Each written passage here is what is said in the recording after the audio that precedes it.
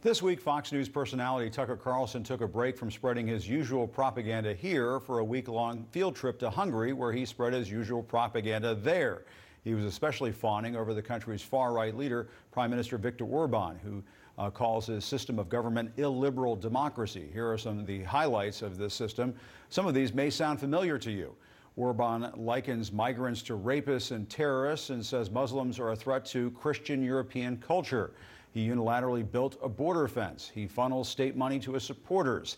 He seized control of the media, the elections, and the courts. And on the LGBT front, he is a nightmare. Same-sex marriage is illegal. Homosexuality and transgender issues are banned from TV and schools, and gender changes are illegal. All of that appears to be why Carlson gushed about him like this.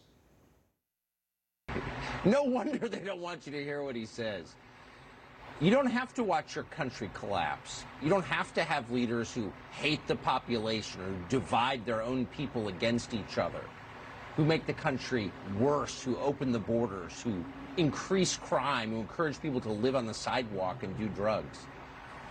If there's any lesson of talking to Viktor Orban, maybe it's that. Tucker Carlson wants to know what Orban says. Okay, fine. This is from a 2018 speech. Quote, "We do not want to be diverse and do not want to be mixed. We do not want our own color, traditions, and national culture to be mixed with those of others." No wonder Tucker's a fan. That sounds like it was penned by one of his former top writers, you know, the one who was a prolific poster on a racist online forum. And here to discuss this burgeoning far-right friendship, CNN senior media reporter Oliver Darcy and historian and opinion columnist Ruth Ben-Ghiat. She's the author of the book Strongmen, Mussolini to the President. Ruth, you may have to add a chapter based on this trip that Tucker is on right now. As you know, the Soviet Union used to use gullible foreigners to spread their propaganda, but this seems different. Tucker knows exactly what he's doing. Oh, absolutely. And it's so concerning that he's gushing about this autocrat. It's interesting what he's not saying to Fox viewers. He's not saying that Orban, as of 2020, he rules by decree. So he is formally a kind of dictator. The other thing he's not talking about is the virtual extinction of press freedom.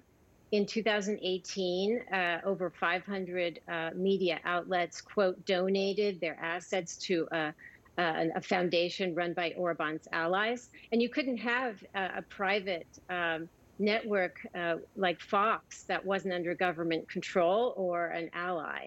So it's equally revealing what he's not telling Fox viewers.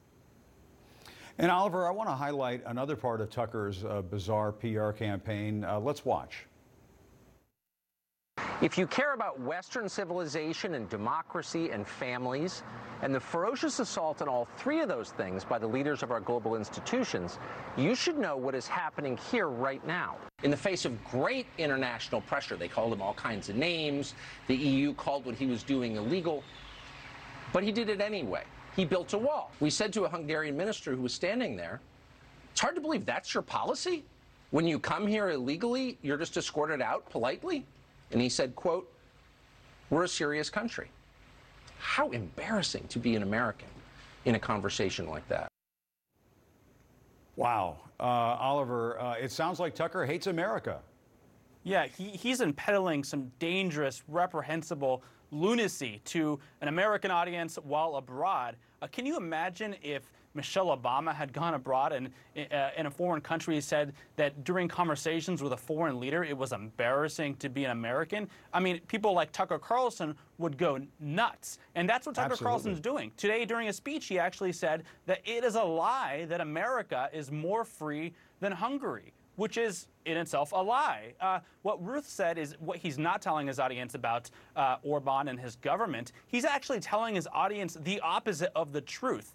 You know, he was talking about press freedom today at his speech, and he said that that is something that's a diminishing luxury in America, while in Hungary, where the authoritarian that he has been praising all week is actually been labeled a press freedom predator by Reporters Without Borders. So, you know, while Tucker is abroad, he's not only not telling his audience the truth about the government, he's actually basically delivering propaganda for this autocrat.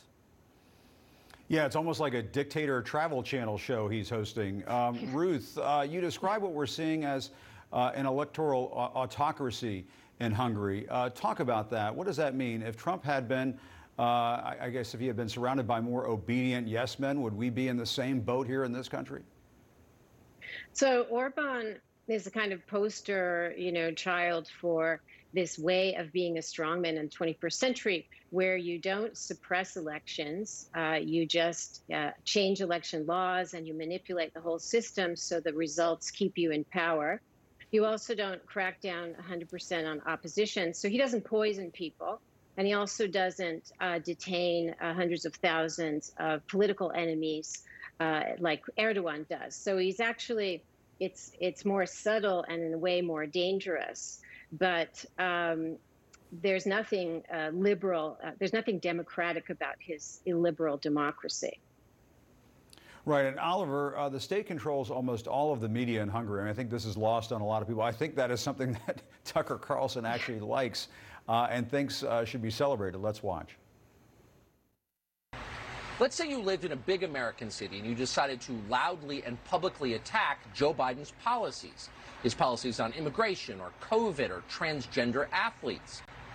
If you kept talking like that, you would likely be silenced by Joe Biden's allies in Silicon Valley.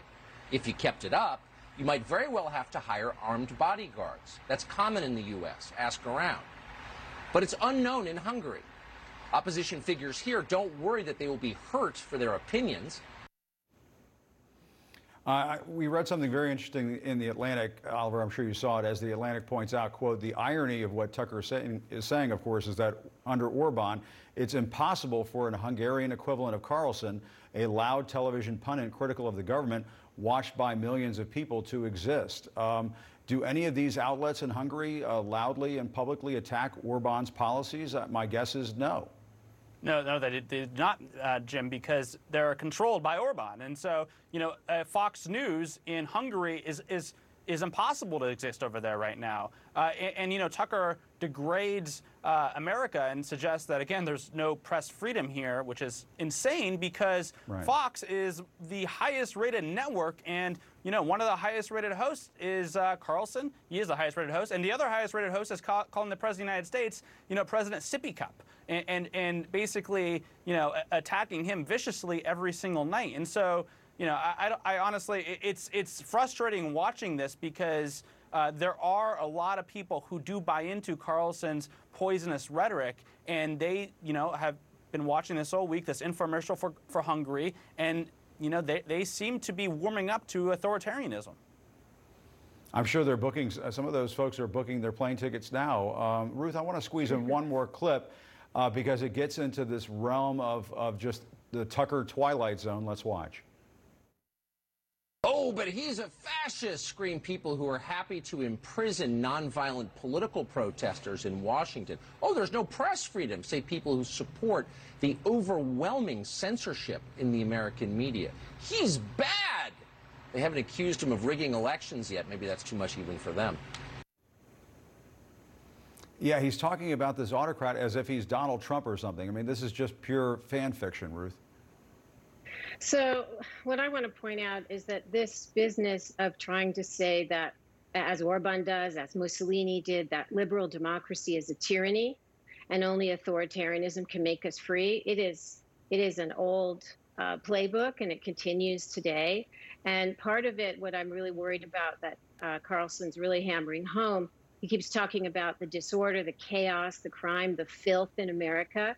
And this is part of the right-wing authoritarian playbook where you try and you create an appetite for authoritarian law and order rule by depicting your present ruler, Biden, as incompetent, ungovernable, and there's chaos and crime. And polarization is just the beginning. What you want to inculcate is a survivalist mentality.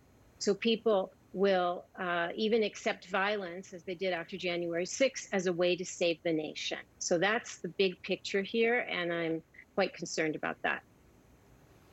It's very concerning, and I wonder where he's going next. Maybe to Moscow to do an infomercial for Vladimir Putin. I guess we'll have to wait and see. All right, Oliver Darcy, Ruth Ben-Ghiat. Thanks so much for those insights. I hate to give any of that airtime, but it is just so disturbing that I think we have to point it out to our viewers. Thanks so much for those insights. We appreciate it. Great to see you.